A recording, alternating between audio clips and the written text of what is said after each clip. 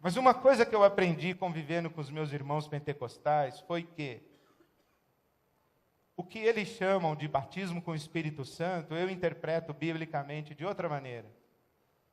O que eles chamam de receber o revestimento de poder do Espírito Santo, eu interpreto biblicamente de outra maneira, mas que eles estão certos, estão. Existe um sopro do Espírito Santo na vida da gente que faz toda a diferença na nossa caminhada com Deus. Existe uma manifestação de dons espirituais na vida da gente que faz toda a diferença na nossa caminhada com Deus.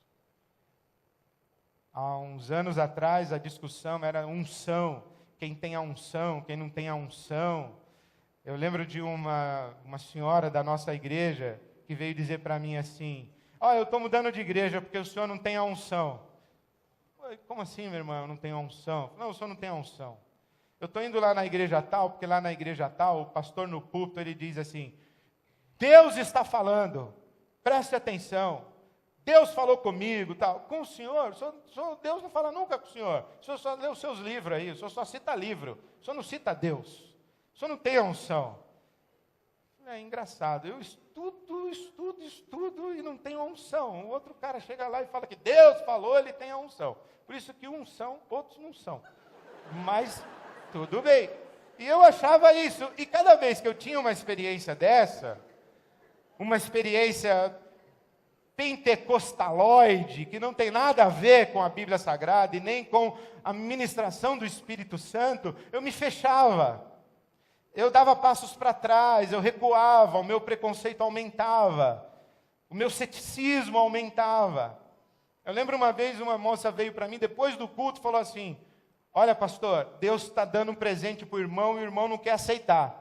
Eu falei: como assim que eu não quero aceitar? Deus quer me dar um presente e eu não quero aceitar? Claro que eu quero aceitar, pois o irmão não está pegando, pegue. Eu falei: cadê? Eu quero pegar. Eu falei: qual que é o presente, minha irmã? Aí já não sei. É um problema entre o Senhor e Deus. Eu falei: mas eu quero esse presente. Bom, já se passaram não sei quantos anos, eu não sei ainda que presente é esse. E eu acho maldade de Deus, ele escondeu um negócio de mim que ele não quer me dar. Uma vez veio uma outra senhora e disse assim: você colocou o Espírito Santo numa gaiola aqui na nossa igreja. Eu falei: olha, se eu tivesse esse poder todo de aprisionar o Espírito Santo, eu seria um demônio dos quintos dos infernos. E não existe ninguém no mundo que é capaz de colocar o Espírito Santo dentro de uma gaiola.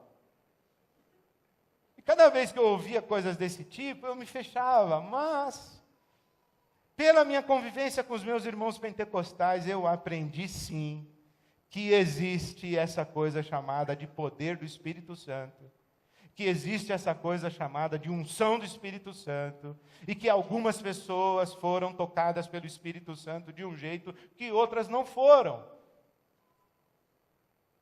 Então, quando eu estava caminhando na fé, eu entendi a importância da Bíblia, da verdade. Eu entendi a importância do Espírito Santo e eu clamo pelo poder do Espírito Santo na minha vida e pelos dons do Espírito Santo na minha vida. Eu oro pelo derramamento dos dons do Espírito Santo na vida da nossa comunidade. Só que o tempo foi passando e outra palavra estourou na minha consciência. Amor. Não é só verdade, o poder do Espírito Santo, mas o amor, que é a grande virtude da caminhada cristã e a grande virtude do Cristo. Amor. Jesus não disse: olha, se vocês tiverem a verdade e as doutrinas certas e interpretarem a Bíblia do jeito certo, todo mundo vai saber que vocês são meus discípulos. Ele também não disse: se você estiver cheio do poder do Espírito Santo, todo mundo vai saber que você é meu discípulo. O que ele disse? Se vocês amarem uns aos outros como eu amei vocês, então todo mundo vai saber que vocês são meus discípulos, porque isso é um grande milagre. O grande milagre é nós sairmos de nós mesmos para nos dedicarmos ao nosso próximo. Esse é o grande milagre. Nós somos essencialmente egoístas, egocêntricos. Nós somos egos que tendem ao desejo de sermos absolutos. Então nós queremos tudo para nós. Mas quando o Espírito de Deus nos encontra, a Bíblia Sagrada diz que o fruto do Espírito é o amor. Amor.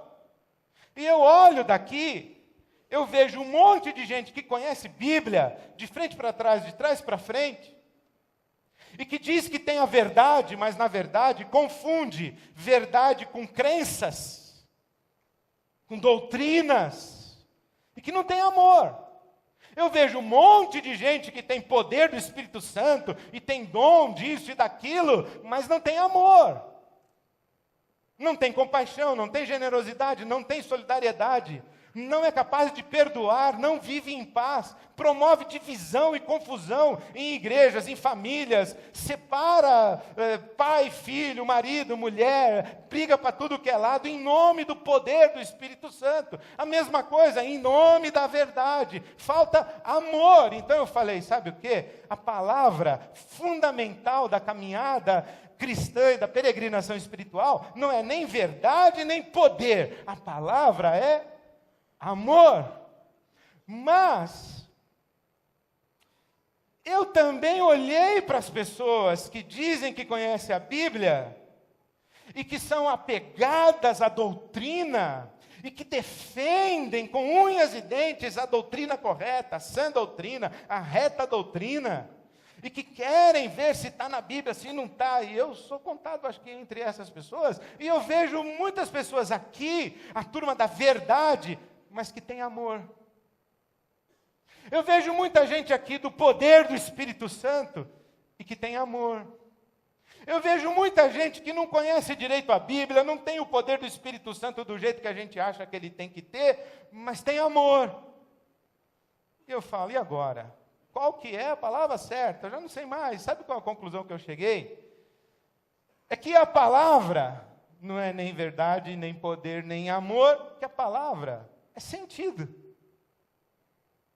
E que as pessoas, elas não estão em busca necessariamente da verdade, não estão em busca necessariamente do poder, não estão em busca necessariamente do amor, elas estão em busca de algo que lhes faça sentido. Algumas pessoas encontram uma experiência religiosa com sentido dentro de uma igreja pentecostal. Outras encontram dentro de uma igreja batista. Outras encontram dentro de nenhuma igreja, nem batista, nem pentecostal, nem presbiteriana, nem sorveteriana, nem nada. É igreja. Ou sem igreja. Mas encontram sentido para as suas vidas na pessoa de Jesus. Tem um encontro com Deus que está além das doutrinas, das denominações, das igrejas. Elas estão em busca de sentido. E eu encontrei pessoas que falaram coisas para mim que eu fico ouvindo, eu falo, meu Deus. Como, por exemplo, eu acabei de falar aqui, tem gente que acredita que Deus derrubou o avião do Eduardo Campos. Eu falo, isso não faz sentido. Para mim não faz. Mas quem sabe na cabeça de outra pessoa faça. Algumas manipulações da Bíblia Sagrada para justificar posturas, comportamentos, atividades religiosas, que eu olho e falo assim, não faz sentido isso para mim. Não faz sentido. Mas para outra pessoa faz. Ela se encontrou com Deus ali, ela foi encontrada por Deus ali, então, tudo bem. E aí você diz assim, pastor, então vale tudo. Não, não vale tudo. Para mim não vale tudo. Por quê? Porque eu conheço a Bíblia, eu conheço o movimento pentecostal carismático, eu conheço o pessoal do movimento desigrejado e igrejado, eu conheço coisa que faz sentido, que não faz sentido. Então, para mim não vale tudo. Mas eu não julgo mais. Outro dia alguém veio para mim e perguntou assim, o que o senhor acha do pastor fulano de tal? Eu disse assim, eu não coloco mais a minha cabeça debaixo da mão dele. Então o senhor acha que ele não é um homem de Deus? Eu falei, não foi isso que eu disse. Eu disse, eu não coloco mais a minha cabeça debaixo da mão dele. Um dia ele foi autoridade espiritual na minha vida, hoje não é mais. Então o senhor acha que ele é um falso profeta? Eu falei, não estou falando isso, eu estou dizendo que não é mais para mim. não faz mais sentido para mim. Na minha peregrinação espiritual, isso passou, não faz mais sentido. Mas eu não vou julgar se ele é, se ele não é. Para mim, não é.